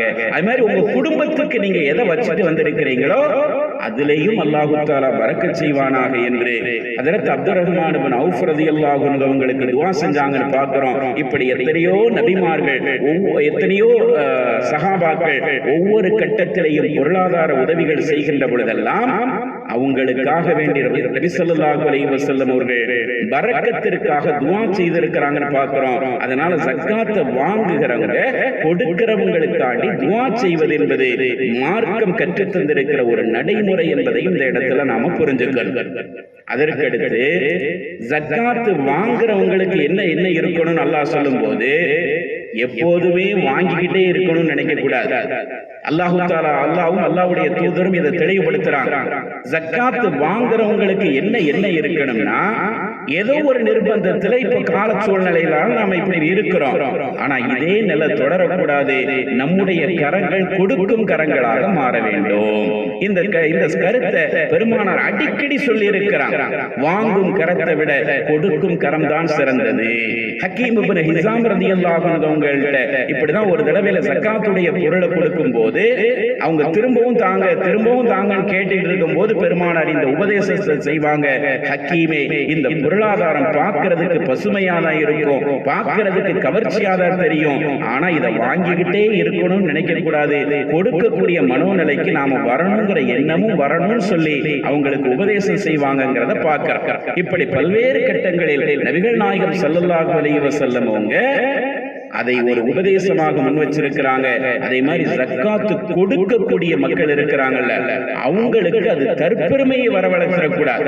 ஏதோ நம்மள்ட்ட தான் இவர் வாங்குறாரு, நாம கொடுக்கக்கூடிய நிலையில இருக்கிறோம், அதனால நம்ம உயர்ந்தவன், இவன் தாழ்ந்தவன், இவன் மட்டமானவன் அப்படிங்கிற மாதிரியான பார்வை இருந்ததுன்னா அது அந்த நன்மையை ஒண்ணு இல்லாம ஆக்கிரும். மார்க்கத்தினுடைய நிலைப்பாடு தானே.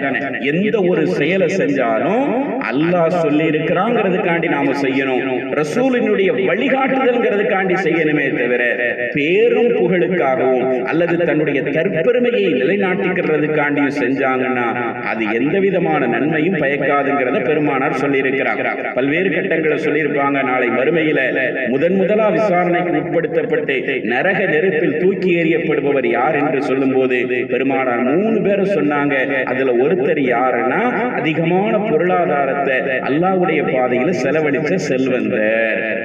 காரணம் என்ன? அவர்கிட்ட விசாரிக்கப்படும், நீ இந்த செல்வத்தை வச்சு என்னப்பா செஞ்சேன்னு அவர் சொல்லுவாரு, எல்லா வழிகளிலையும் நான் செலவழிச்சேன், நீ சொன்ன வழிகளெல்லாம் செலவழிச்சேன்னு சொல்லுவாரு. அப்ப அல்லாஹ் சொல்லுவான், செலவழிச்சது உண்மைதான், எல்லா வழியிலையும் நீ செலவழிச்ச, ஆனா எதுக்காண்டி செலவழிச்சது தெரியுமா?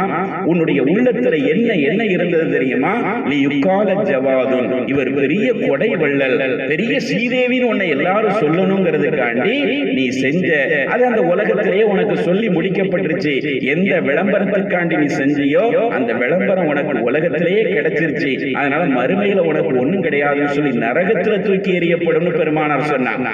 பொருளாதாரத்தை செலவழிச்சுட்டும் ஒருத்தர் நரகத்துக்கு போறாருன்னா அது எவ்வளவு பெரிய கை சேதமான நிலை. கொடுக்காம இருக்கிறவன் நரகத்துக்கு போறதுங்கிறது இயல்பான நிலை. கொடுத்துட்டு எல்லாத்தையும் செஞ்சுட்டு அவரும் நரகத்துக்கு போறாருன்னா அது மிக மோசமான நிலை. அந்த நிலை ஏன் ஏற்படுது? கொடுக்கும் போது அவரிடத்தில் இருந்து அந்த தற்பெருமையும் விளம்பர மோகமும் அவருடைய மறுமை வாழ்க்கையை பாழாக்கிறதுங்கிறத பெருமானார் சொல்றாங்க.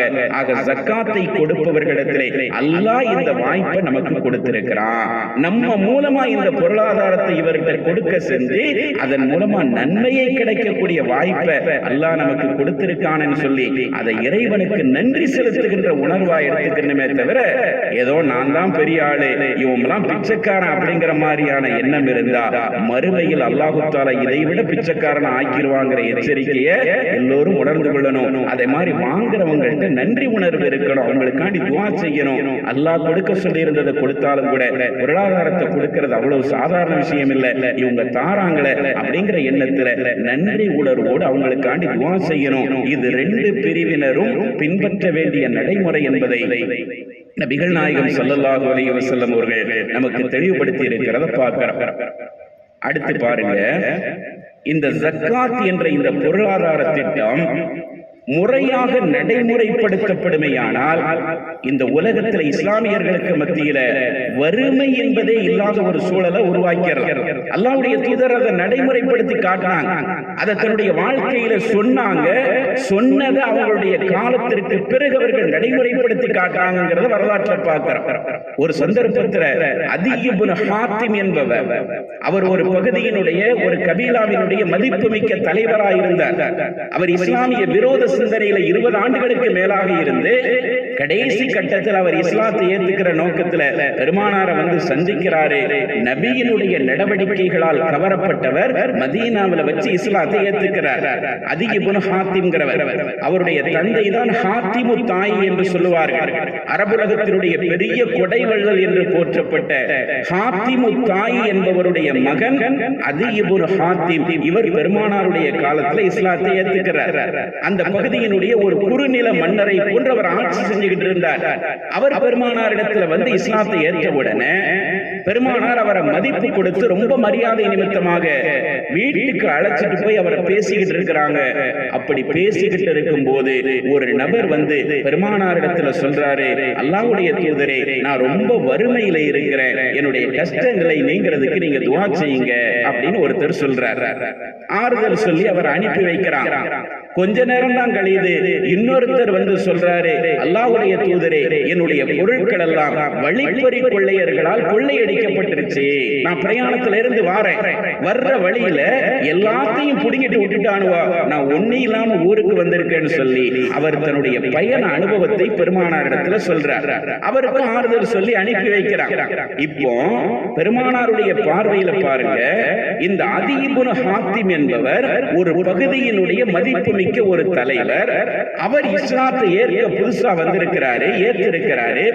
இஸ்லாத்தை ஏற்ற அந்த காலகட்டத்தில் ரெண்டு பேர் வந்து ரெண்டு விஷயத்தை முறையிடுறாங்க. ஒருத்தர் சொல்றாரு, நான் ரொம்ப வறுமையில இருக்கிறேங்கிறாரு. இன்னொருத்தர் சொல்றாரு, என்னுடைய உடைமைகள் பறிக்கப்பட்டுருச்சுங்கிறாரு. அப்படியானால் இஸ்லாமிய ஆளுகையின் கீழ் இருக்கக்கூடிய இந்த பகுதியில வறுமை தாண்டவம் ஆடுகிறது, இன்னொரு புறத்தில் பாதுகாப்பு இல்லாத ஒரு சூழல் இங்கே இருக்கிறது அப்படின்னு சொல்லி ரெண்டு விஷயங்களையும் அந்த ரெண்டு பேர் வந்து சொன்ன உடனே பெருமானாருக்கு கொஞ்சம் தர்மம் சங்கடமாகிவிட்டது. உடனே அந்த அதி இப்னு ஹாத்திமை பார்த்து சொன்னாங்க.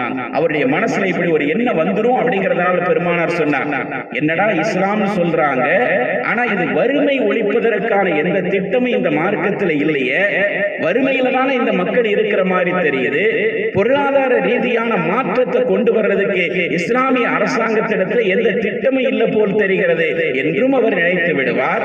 அதே மாதிரி இஸ்லாமிய ஆளுகையின் கீழ் உள்ள பகுதியில பாதுகாப்பு இல்லாத ஒரு சூழல் இருக்கிறது அப்படின்னு அவர் உணர்ந்துக்குவார். அப்படிங்கிறதுனால பெருமானார் சொன்னாங்க, அந்த அதி இப்னு ஹாத்திமை பார்த்து சொன்னார்கள், அதி இப்னு ஹாத்திமே, நீங்கள் ஹீரா என்ற ஊரை பார்த்திருக்கிறீங்களா அப்படின்னு கேட்டாங்க. இது வந்து யமன் நாட்டில் இருந்த ஒரு ஊர். இந்த ஊரை சொல்லி பெருமானார் கேட்கிறாங்க, ஹீராங்கிற ஊர் உங்களுக்கு தெரியுமான்னு கேட்கிறாங்க. உடனே அவர் சொன்னாரு, அந்த ஊருக்கு நான் போனதில்லை, பார்த்ததில்லை, ஆனா அந்த ஊரை பத்தி கேள்விப்பட்டிருக்கேன்னு சொன்னாங்க. இப்ப ரசூல் ஸல்லல்லாஹு அலைஹி வஸல்லம் சொன்னாங்க, உனக்கு அல்லாஹ் தஆலா நீண்ட ஆயுளை கொடுப்பதாக இருந்தால் ஒரு காட்சியை நீர் காணுவீர். என்ன காட்சி தெரியுமா? ஹீரா என்ற அந்த ஊர்ல இருந்து மக்காவை நோக்கி ஒரு பெண்மணி ஒட்டகத்திலே தன்னந்தனியாக பயணித்து வருகிற ஒரு காலம் வரும். அவர் வந்து வழிப்பறி கொள்ளைன்னு ஒருத்தர் சொன்னார்ல, அதுக்கு பெருமானார் சொல்றாங்க, அதி இப்னு ஹாத்திம் இடத்துல மக்காவிற்கு காபாவை தவாப் செய்வதற்காக ஹீராங்கிற பகுதியில இருந்து தொலைதூர பகுதியில இருந்து ஒரு பெண்மணி தன்னந்தனியாக இந்த அரபுலகத்திலே பயணித்து வருவாள். துணைக்கு யாருமே இருக்க மாட்டாங்க, அல்லாஹ்வை தவிர அவ வேற யாரையும் பயப்பட வேண்டிய நிலை இருக்காது. அவ காபாக்கு வந்துட்டு காபாவை தரிசித்து விட்டு மீண்டும் பாதுகாப்பாக தன்னுடைய ஊருக்கு போகக்கூடிய ஒரு சூழல் கூடிய விரைவில் இந்த மண்ணில் ஏற்படும். உனக்கு அல்லாஹ் நீண்ட ஆயுள கொடுத்தா அந்த காட்சியை நீர் காணுவீர் என்று பெருமானார் சொல்றாங்க.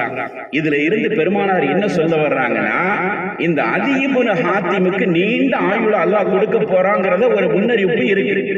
நீண்ட ஆயுள உனக்கு அல்லாஹ் கொடுத்தான்னு சொன்னாலே அப்ப நீ ரொம்ப காலம் வாழ போறங்கிற கருத்தையும் சொல்றாங்கன்னு அர்த்தம். அந்த அடிப்படையில தான் அவருடைய வரலாற்றுல பார்க்கிறோம், 120 வயசு வரை இந்த அதி இப்னு ஹாத்திம் வாழ்ந்தார் என்று வரலாற்று குறிப்பிடப்பட்டிருக்கு. 120 வருஷம் அவர் வாழ்ந்திருக்கிறார். அப்போ பெருமானார் சொல்றாங்க, இப்படி ஒரு காட்சியை உன் வாழ்நாளிலேயே நீ பார்ப்பாய். அப்படிப்பட்ட ஒரு பாதுகாப்பு சூழல் இந்த அரபு மண்ணில் ஏற்படும் என்று பெருமானார் முன்னறிவிப்பு செஞ்சாங்க.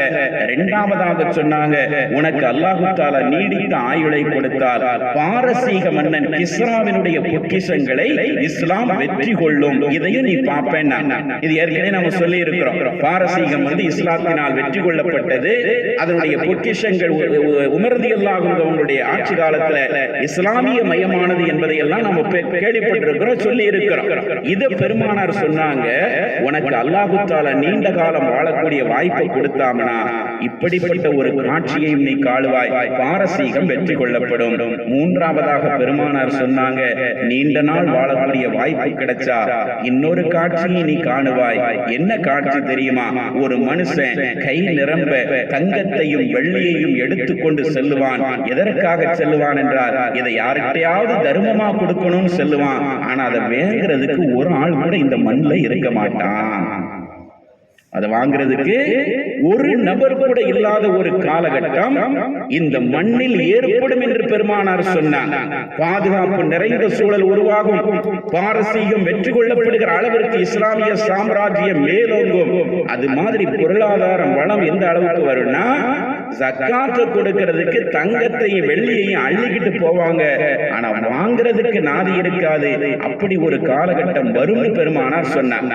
இப்ப புகாரில அறிவிக்கப்பட்டிருக்கிற இந்த செய்தியை அதி இப்னு ஹாத்திம் தான் அறிவிக்கிறார். அவர் சொல்றாரு, பெருமானார் சொன்ன அந்த 2 முன்னறிவிப்புகளை என் வாழ்நாளில் நான் பார்த்து விட்டேன். என்ன 2 முன்னறிவிப்பு?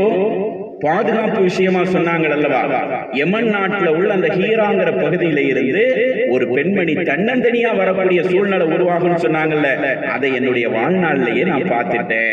அப்படிப்பட்ட ஒரு பாதுகாப்பான சூழல் இந்த மண்ணில் ஏற்பட்டது.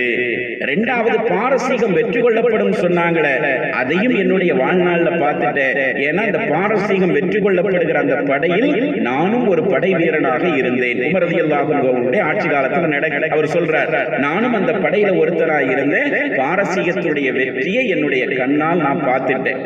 3வது சொன்னாங்கள் அல்லவா பெருமானார் ஸல்லல்லாஹு அலைஹி வஸல்லம், அவங்க செல்வ வளம் கொளிக்கும் என்று சொன்னாங்கள் அல்லவா, அந்த விஷயத்தை மட்டும் இன்னும் நான் பார்க்கல, ஆனா நீங்களும் ஒரு காலத்தில் அதை பார்ப்பீர்கள் என்ற உறுதிப்பாடு எனக்கு இருக்கிறதுன்னு சொல்லி அதற்கு அதி இப்னு ஹாத்திம் ரலியல்லாஹு அன்ஹு அவங்க சொன்ன செய்தியை நாம பார்க்கிறோம். அதற்கு பிறகுள்ள வரலாற்றை எடுத்து பார்த்தா, அதற்கு உமர் ரலியல்லாஹு அன்ஹு அவங்களுடைய ஆட்சி காலத்திலெல்லாம் பொருளாதாரம் வளம் இஸ்லாமிய சாம்ராஜ்யத்தில் எந்த அளவுக்கு இருந்ததுன்னா, நபி அவர்கள் உயிரோடு இருக்கும் போது கடைசி கட்டத்தில் யமன் நாட்டிற்கு முஆத் இப்னு ஜபல் அனுப்பி வச்சாங்க.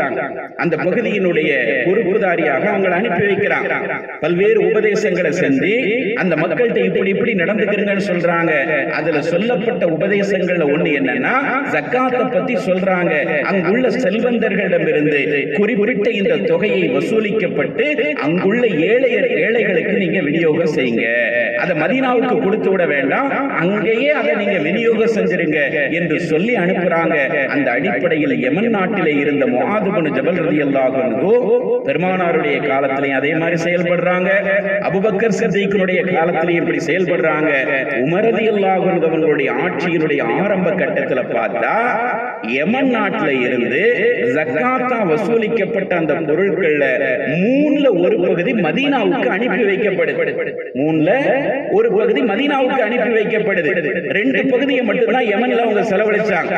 இப்ப உமர் ரலியல்லாஹு அன்ஹு அவர்கள் கடிதம் மூலமாக கேள்வி எழுப்பினாங்க, இது அங்கதான விநியோகம் செய்யணும்னு சொல்லி இருந்தோம், நீங்க ஏன் தலைமையகத்துக்கு அனுப்புனீங்கன்னு கேட்கும்போது முஆத் இப்னு ஜபல் ரலியல்லாஹு அன்ஹு சொன்ன பதில், இங்க ஜக்காத்தா வாங்குறதற்குரிய நபர்கள், அதற்கான தகுதியில் உள்ள நபர்களுடைய எண்ணிக்கை குறைஞ்சுக்கிட்டே வருது, ஜக்காத்து கொடுக்கிறவங்களுடைய எண்ணிக்கை அதிகரிச்சிருச்சு, அதனால நான் செலவழிச்சது போக மீதி தொகையை தான் மதீனாவுக்கு அனுப்பி வச்சிருக்கிறேன், இதுக்கு மேல இங்க செலவழிக்கிறதுக்கு வேலை இல்லைன்னு சொன்னாங்க.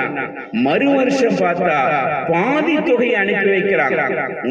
முத வருஷம் 3ல ஒரு பகுதி, மறு வருஷம் பார்த்தா பாதி தொகையை அனுப்பி வைக்கிறாங்க. அப்போது கேட்கக்கூடிய கேள்விக்கு இதே பதில் தான் வந்தது, இதுக்கு மேல இங்க பொருளாதாரம் தேவையில்லை, அரசு சார்ந்த எல்லா பணிகளுக்கும் நான் செலவழிச்சிட்டேன், ஜக்காத்தை யார் யாருக்கு கொடுக்கணுமோ அத்தனை பேருக்கு கொடுத்துட்டேன், ஆனாலும் தொகை மீதி இருக்கிறது, அதனால உங்களுக்கு அனுப்பி வச்சிருக்கிறேன்னு சொல்றாங்க. 3வது வருஷம் பார்த்தா முழு தொகையும் மதீனாவுக்கு வருகிறது. ஜக்காத்தாக வசூலிக்கப்பட்ட தொகையில எந்த தொகையையும் எடுத்துக்கொள்ளாம யமன் நாட்டில இருந்து முழு தொகையும் மதீனாவுக்கு வந்தவுடனே உமர் ரலியல்லாஹு அன்ஹு அவங்களுடைய கேள்விக்கு ஹஜ்ரத் முஆத் இப்னு ஜபல் சொன்ன பதில் இதுதான், இங்க அதை வாங்குறதுக்குரிய ஆள் யாரும் இல்ல, அந்த மாதிரியான தகுதி யாரும் இல்ல, இங்க எல்லோரும் தன்னிறைவு பெற்றவங்களா இருக்கிறாங்க. ஜக்காத்தை கொடுக்கிறதுக்கு அல்லாஹ் சொல்லி இருக்கிற அந்த 8 பிரிவினர்களுமே இங்கு தன்னிறைவு பெற்றவர்களா இருக்கிறாங்க, வாங்கக்கூடிய நிலைமையில யாருமே இங்க இல்ல, அதனால நான் முழு தொகையையும் உங்களுக்கு அனுப்பி வச்சிருக்கிறேன்னு சொன்னதை பார்க்கிறோமே. இப்படி வரலாற்றினுடைய ஒவ்வொரு கட்டங்களிலேயும் அடுத்தடுத்த காலகட்டங்கள்ல நபிகள் நாயகம் ஸல்லல்லாஹு அலைஹி வஸல்லம் அவர்கள் ஏற்படுத்திய அந்த பொருளாதார மேம்பாட்டு திட்டத்தின் மூலமாக வறுமை ஒழிக்கப்பட்டது, ஏழைகளுடைய நிலைமை மேம்படுத்தப்பட்டது. ஜக்காத்தை வாங்குறதுக்கு நாதி இல்லாத ஒரு நிலை இஸ்லாமிய அரசாங்கத்திலே உருவாகியது என்று பார்க்கிறோம். இப்ப முஆது இப்னு ஜபல் ரலியல்லாஹு அன்ஹு அவங்களுக்கு ஹஜ்ரத் உமர் இப்னு அல்-கத்தாப் ரலியல்லாஹு அன்ஹு சொன்னாங்க, சரி வேங்கிறதுக்கு ஆள் இல்லைன்னா வேற என்ன செய்ய முடியும்? இஸ்லாமிய மார்க்கம் சொல்லி இருக்கிற நற்காரியங்கள் எதுவெல்லாம் இருக்கிறதோ அந்த நற்காரியங்களுக்கு இந்த தொகையை நீங்க பயன்படுத்துங்க. வேற என்ன செய்ய? பணம் இருக்கிறது, அதனால இதுக்கு பயன்படுத்துங்கன்னு சொல்லி பல்வேறு நற்காரியங்களுக்கு அது பயன்படுத்தப்பட்டது என்பதை நாம பார்க்கிறோம். அதே மாதிரி உமர் இப்னு அப்துல் அசீஸ் அவங்களுடைய காலத்துல பார்த்தா ஹிஜ்ரி 101ஆம் ஆண்டு வஃபாத்தான உமர் இப்னு அப்துல் அசீஸ் அவங்களுடைய காலத்துல மதீனாவினுடைய ஜனாதிபதியாக உமர் இப்னு அப்துல் அசீஸ் இருக்கிறாங்க. இரண்டாவது உமர் என்று அழைக்கப்பட்ட மிக நீதமான ஒரு ஆட்சியாளர். 40 வருஷ காலம் தான் இந்த உலகத்துல வாழ்ந்தாங்க. ஆனால் வாழ்ந்தால் வரலாறு பேசுகிற அளவிற்கு ஒரு சாதனையாளராக வாழ்ந்து மறைஞ்சாங்க. கொஞ்ச காலம் தான் ஆட்சி செஞ்சாங்க, ஆனால் அவர்களுடைய ஆட்சி இன்று வரை பேசப்படுகிற இந்த உமர் இப்னு அப்துல் அசீஸ் அவங்களுடைய காலத்துல ஈராக்கினுடைய ஆளுநராக இருந்த அப்துல் ரஹ்மான் இப்னு அப்துல் ஹமீத் இப்னு அப்துல் ரஹ்மான் என்பவருக்கு ஒரு கடிதம் எழுதுறாங்க. என்ன கடிதம் எழுதுறாங்க? ஜக்காத்துடைய பொருளை நீங்க உங்களுடைய பகுதியில வசூலிக்கிறத உங்க பகுதியிலேயே செலவழிங்க, அதை இங்க எதையும் கொடுத்து விட வேண்டாம்னு சொல்லி கடிதம் எழுதுறாங்க. அதே மாதிரி அவங்க செஞ்சுக்கிட்டு இருக்கிறாங்க. ஒரு கட்டத்துல பார்த்தா இந்த அப்துல் ஹமீதுங்கிறவரு தலைமையகத்திற்கு ஒரு கடிதம் எழுதுகிறார். ஜக்காத்துடைய பொருளை உரியவர்களுக்கு நான் செலுத்திவிட்டேன், இருந்தாலும் நிறைய தொகை மீதம் இருக்கிறது, அதுக்கு நான் என்ன செய்யறதுன்னு கேட்கும் போது மாதாந்திர உதவித்தொகை திட்டத்தை நீங்க செயல்முறைப்படுத்துங்க. யாரெல்லாம் அதை வாங்குறதுக்கு வயோதிக காலத்துல கொஞ்சம் முடியாத நிலையில இருப்பாங்களோ, உழைக்க முடியாத நிலையில இருப்பாங்களோ, அந்த குடும்பங்களுக்கு எல்லாம் மாதாந்திர உதவித்தொகை வழங்குகிற திட்டத்தை நடைமுறைப்படுத்துங்கன்னு சொல்றாங்க. அதுவும் நடைமுறைப்படுத்தப்படுகிறது. அதற்கு பிறகும் பொருளாதாரம் நிரம்பி வடிகிறது. என்ன செய்யறதுன்னு கேட்கிறாங்க. யாராவது அரசாங்கத்திடம் கடன் வாங்கி இருந்தால் அந்த கடன்களை தள்ளுபடி செய்யுங்கன்னு சொல்றாங்க. அப்பொழுதும் பொருளாதாரம் நிரம்பி வடிகிறது. என்ன செய்வது என்று கேட்கிறாங்க. அடிமைகளாக இருப்பவர்களை உரிமையிடுவதற்கு இந்த தொகையை பயன்படுத்துங்கன்னு சொல்றாங்க. அப்பொழுதும் பொருளாதாரம் நிரம்பி வடிகிறது. என்ன செய்ய என்று கேட்கும் போது கடைசியாக சொன்னார்கள், இந்த நாட்டில் இருக்கக்கூடிய முஸ்லிம் அல்லாத மக்கள், ஜிஸ்யா வரி செலுத்தக்கூடிய அந்த மக்கள் கஷ்டப்பட்டுக்கிட்டு இருந்தாங்கன்னா விவசாய வேலை செய்வதற்கு விவசாய உதவித்தொகை என்று ஒன்றை ஏற்படுத்தி அவங்களுக்கு அந்த நிதியில இருந்து கொடுங்க. ஏதாவது ஒரு வழியில் இந்த நிதி பயன்படட்டும் என்று சொல்லி உமர் இப்னு அப்துல் அசீஸ் அவர்கள் கடிதம் எழுதினாங்கன்னு பார்க்கிறோமே. இப்படி இஸ்லாமிய வரலாற்றினுடைய ஒவ்வொரு காலகட்டத்திலும் ஜக்காத் என்ற அந்த பொருளாதார மேம்பாட்டு திட்டம் முறையாக கையாளப்படுகின்ற போது இஸ்லாமிய சாம்ராஜ்யங்களுக்குள் பொருளாதார தன்னிறைவு ஏற்பட்டு இருக்கிறது என்பதைத்தான் வரலாறு சொல்லுகிறது. பெருமானார் சொன்னார்கள் அல்லவா, ஒரு காலகட்டத்தில் தங்கத்தையும் வெள்ளியையும் எடுத்துக்கிட்டு கை நிரம்ப வச்சுட்டு இதை வாங்குறதுக்கு ஆள் இல்லாம அலைவாங்கன்னு. அது கடைசி காலகட்டத்தில் நடக்கும். கியாமத்துடைய நாள் சமீபத்தில் நெருங்கி வரும்போது பொருளாதார செழிப்பு இந்த அளவுக்கு வருங்கிறது வேறு விஷயம். ஆனா அதுக்கு முன்னாடியே ஜக்காத் என்ற இந்த பொருளாதார திட்டத்தை முறையாக நடைமுறைப்படுத்துகிற அந்த காலகட்டத்தில் எல்லாம் இஸ்லாமிய பகுதிகள் தன்னிறைவு பெற்ற பகுதிகளாக, வறுமை ஒழிக்கப்பட்ட பகுதிகளாக, ஏழைகள் குறைவாக இருக்கக்கூடிய பகுதிகளாக வரலாறு நெடுக மாறி இருக்கிறது என்பதைத்தானே இந்த நிகழ்வுகள் எல்லாம் சுட்டிக்காட்டிக் கொண்டிருக்கிறது. ஆகவே இஸ்லாம் சொல்லி இருக்கிற ஐம்பெரும் கடமைகளில் ஒன்றாக இருக்கக்கூடிய இந்த ஜக்காத் எனும் பொருளாதார கடமை விஷயத்துல நம்முடைய சமுதாயம் ரொம்ப கவனக்குறைவாக இருக்கிறது. ஏதோ ரூபாய்களை கொஞ்சம் மாத்தி வச்சுக்கிட்டு அதை விநியோகம் செஞ்சுட்டா போதுங்கிற நிலையில இருக்கிறாங்க. முறையாக கணக்கு பார்த்து கொடுக்க வேண்டும். யாருக்கு கொடுக்க வேண்டும் என்று இஸ்லாம் சொல்லி இருக்கிறதோ அவர்களுக்கு முறையாக கொடுக்க வேண்டும். இதை நாம சரியா நடைமுறைப்படுத்தணும் என்று சொன்னால் சமூகத்தினுடைய நிலை மேம்படும், நம்முடைய மறுமை வாழ்க்கை சிறப்பு பெறும், நம்முடைய பொருளாதாரத்தில் அல்லாஹ் தஆலா மென்மேலும் வரக்கத்தை செய்வான் என்பதில் எந்த விதமான சந்தேகமும் இல்லை. எனவே இது விஷயத்தில் எல்லோரும் கவனம் எடுத்து அல்லாஹ் ரசூலுடைய கட்டளைகளுக்கு கட்டுப்படுத்தி நடக்கக்கூடிய நன்மக்களாக நம் அனைவர்களையும் இறைவன் ஆக்கியருள் புரிவானாக. அதிகமான தான தர்மங்கள் செய்யக்கூடிய மக்களாக, ஜக்காத் என்ற பொருளாதார கடமையை நிறைவேற்றக்கூடிய நன்மக்களாக இறைவன் நம் அனைவர்களையும் ஆக்கியருள் புரிவானாக என்று துஆ செய்து கொள்வதோடு, கடைசியாக ரமலானுடைய தர்மமாக நமக்கு அறிமுகம் செய்யப்பட்டிருக்கிற சதக்கா சதக்கத்துல் ஃபித்ர் என்ற தர்மத்தையும் நாம முறையா செய்யறதுக்கு கடமைப்பட்டிருக்கிறோம். ஏன்னா பெருமானார் சொன்னாங்க, பெருநாள் தொழுகைக்கு போறதுக்கு முன்னாடி அதை கொடுத்துருங்க. அதுக்காண்டி பெருநாள் அன்னைக்கு தான் கொடுக்கணுங்கிறத கட்டாயமா இல்லை, இப்ப இருந்தே கொடுக்கலாம். 4 நாளைக்கு முன்னாடி, ஒரு வாரத்துக்கு முன்னாடி இருந்தே அதை கொடுத்துடலாம். ஒவ்வொரு நபர்களுக்கும் கொடுக்கப்படணும்னு சொன்னாங்க. வீட்டுல 5 பேர் இருக்கிறாங்கன்னா 5 பேருடைய சார்பாகவும் கொடுக்கப்படணும். பெருநா அன்னைக்கு காலையில ஒரு குழந்தை பிறந்தா கூட அந்த குழந்தையின் சார்பாக அதனுடைய தந்தை அந்த சதக்கத்துல் ஃபித்ரை நிறைவேற்றணும்னு பெருமானார் சொன்னாங்க.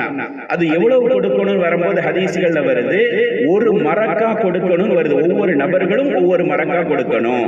5 பேர் இருந்தாங்கன்னா 5 மரக்கா, அதாவது கோதுமையாகவோ பேரிச்சம்பளமாகவோ அரிசியாகவோ அவரவர்களுடைய உணவு பழக்கத்துல எது இருக்கோ அதை கொடுக்கணும்னு சொன்னாங்க. அந்த மரக்கா என்ற முறை வருகிற போது அன்றைய அரபு நாட்டுல 2-3 வகையான மரக்காய் என்பது பயன்பாட்டில் இருந்திருக்கு. அதனால கொஞ்சம் மதுஹபுகளுக்கு மத்தியில கருத்து வேறுபாடு வருது. ஷாஃபி மதுஹபுடைய அறிஞர்கள் சொல்லும் போது ஒரு மரக்காய் என்பது 2 gram 2 kilo 400 gram 2 kilo 400 gram கொண்ட ஒரு தானிய அளவுக்கு தான் ஒரு மரக்கான்னு சொல்லப்படும் சொல்றாங்க. 2 கிலோ 400 கிராம் அப்படிங்கிற அந்த கிலோவுக்கு அரிசி எவ்வளவு வருமோ அதை கணக்கு பார்த்து நம்ம கொடுக்கணும். ஷாஃபி மதுஹபை பொறுத்தவரை தொகையா கொடுக்க கூடாது, அது தானியமா தான் கொடுக்கணும் அப்படிங்கிறது அவங்களுடைய நிலைப்பாடு. ஹனஃபி மதுஹபை பொறுத்தவரையில 1 600 கொடுக்கணும். அவங்க 2 400 சொல்றாங்க, இவங்க சொல்றதுடைய அளவு 1 600. இந்த 1 600ங்கிறது தானியமாவும் கொடுக்கலாம் அல்லது அதற்குரிய கிரயத்தையும் கொடுக்கலாம். ஒரு 5 பேர் வீட்டுல இருந்தாங்கன்னா அந்த 5 பேருக்கு கணக்கு பார்த்து கொடுக்கணும். 1 600னா 5 பேருக்கு எவ்வளவு வருது அப்படிங்கறத கணக்கு பார்த்துக்கணும். அது தொகைகள் கொஞ்சம் கொஞ்சம் வித்தியாசப்படும். நம்ம அரிசி வீட்டுல எந்த அரிசியை பயன்படுத்துறோமோ, நம்முடைய புழக்கத்துல எது இருக்கோ அதன் மதிப்பா வச்சு நாம கணக்கு பார்த்து ஏழைகளுக்கு கொடுக்கணும். இது பெருநாள் தொழுகைக்கு போறதுக்கு முன்னாடி அதை நிறைவேற்றிடுங்கன்னு சொல்லி இருக்கிறாங்க. அதை பெருமானார் அதற்கு காரணம் சொல்லும் போது, சதக்கத்துல் ஃபித்ர் எதுக்காண்டி கடமையாக்கப்பட்டிருக்குன்னு சொல்லும் போது என்ன சொல்றாங்கன்னா, நோம்புல ஏற்பட்ட சில சின்ன சின்ன தவறுகளுக்கு அது பரிகாரமா ஆயிடுது. நோன்பு வச்சிருக்கும் போது எத்தனையோ தவறுகள் நம்மள்ட்ட இருந்து வந்திருக்கலாம், அந்த தவறுகளுக்கு அது பரிகாரமாயிருது. 2வது விஷயம், அன்றைய தினம் ஏழைகள் மகிழ்ச்சியாக இருக்க வேண்டும் என்பதற்காகவும் அது கடமையாக்கப்பட்டிருக்கு. 2 காரணம் பெருமானார் சொல்றாங்க. சதக்கத்துல் ஃபித்ருக்கு காரணம் 1 நம்முடைய தவறுகளுக்கு பரிகாரமாயிருக்கு, 2வது ஏழைகளுக்கு அன்றைய தினம் அது ஒரு சந்தோஷத்தையும் பசியார உண்ணுகிற அந்த நிலையையும் ஏற்படுத்த வேண்டும் என்பதற்காக அந்த கடமையாக்கப்பட்டிருக்கு. அதை நீங்க முறையா நிறைவேற்றுங்க. பெருநாள் தொழுகைக்கு போறதுக்கு முன்னாடி கொடுத்தாதான் அது சதக்கத்துல் ஃபித்ராக நிறைவேறும். பெருநாள் தொழுதுட்டு வந்து கொடுத்துக்கலாம்னு இருந்தா அது சதக்கத்துல் ஃபித்ரா சேராது, அது சாதாரண தர்மமா போயிருங்கிறதையும் பெருமானார் ஸல்லல்லாஹு அலைஹி வஸல்லம் உங்க ஹதீஸ்கள்ல குறிப்பிடுறாங்க. அது விஷயத்திலையும் நாம கவனம் எடுக்கணும். எல்லாம் அல்லாஹ் தஆலா எதை பேசினோமோ எதை கேட்டோமோ அதன்படி செயல்படக்கூடிய நன்மக்களாக நம் அனைவர்களையும் ஆக்கியருள் புரிவானாக. வாஹிர் தவானா அல்ஹம்துலில்லாஹி ரப்பில் ஆலமீன். இன்ஷா அல்லாஹ் நாளைய தினம் இஸ்லாத்தில் நீதி என்ற தலைப்பில் சில விஷயங்களை பகிர்ந்து கொள்வோம். அஸ்ஸலாமு அலைக்கும் வரஹ்மத்துல்லாஹி தஆலா.